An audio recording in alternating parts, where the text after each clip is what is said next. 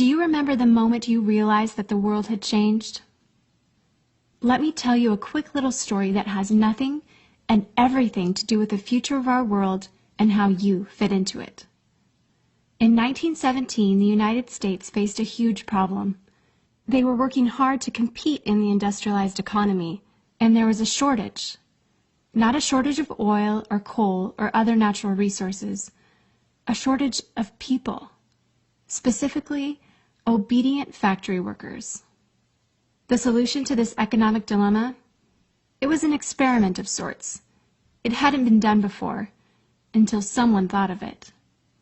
Mandatory public school. Unfortunately, the initial purpose of the United States public school system was not to inspire children or generate scholars. And it wasn't created for dreamers, people who color outside the lines, break the rules, and challenge the status quo.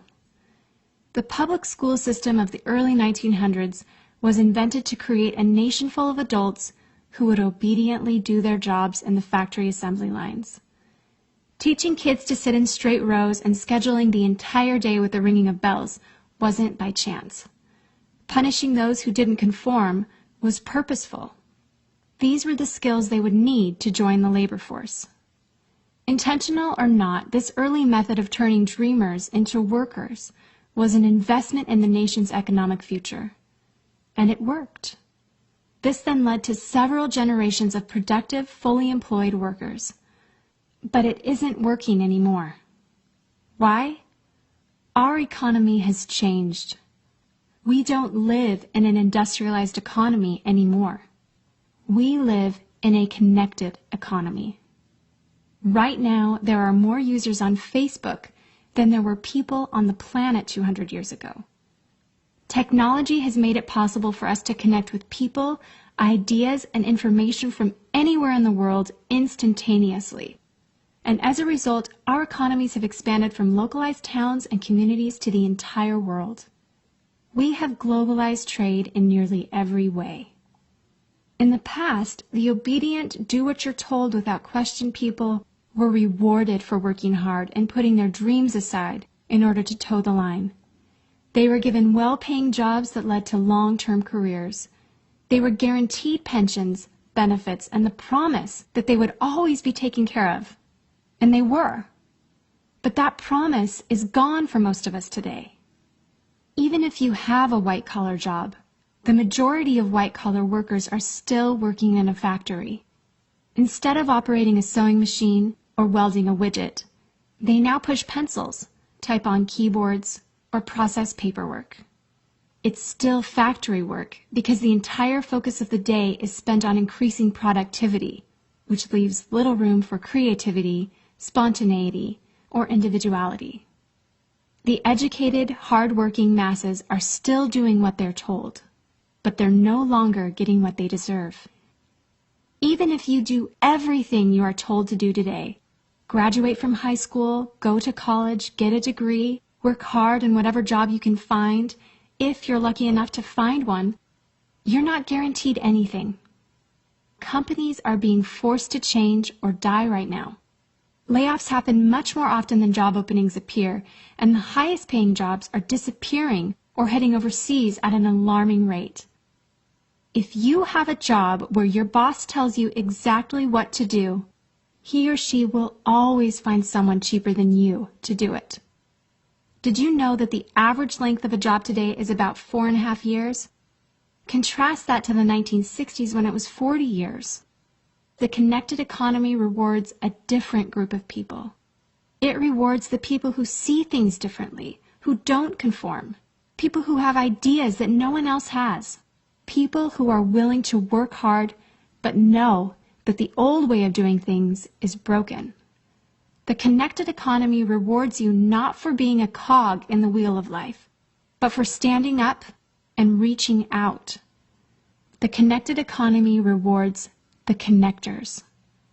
Whether it's connecting a person to a person, a business to a business to a product, or a product to a person, those who learn how to connect are the ones who will survive and excel in the connected economy.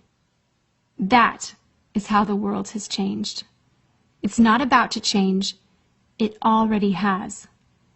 Things are different now, and they're not going back to the way they used to be.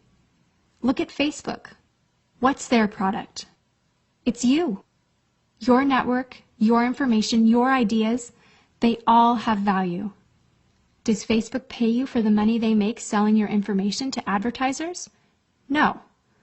But we still use it because we have an innate desire to connect with people. In fact, neuroscientists have found that we are actually hardwired to connect with each other. Some people know how to leverage this innate ability in today's economy, but most don't.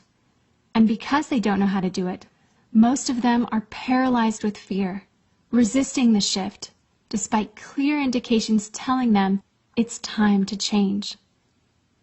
In 1917, a group of people performed an experiment that forever changed the way that we earned a living. The world today is facing another huge problem. We're facing a shortage of our own. Not a shortage of factory workers or consumers. The world has enough of those. We have a shortage today of dreamers and connectors. And so, we're holding our own little experiment. And you happen to be the subject of it. This 8-minute presentation was specifically designed to seek out and find the connectors around us.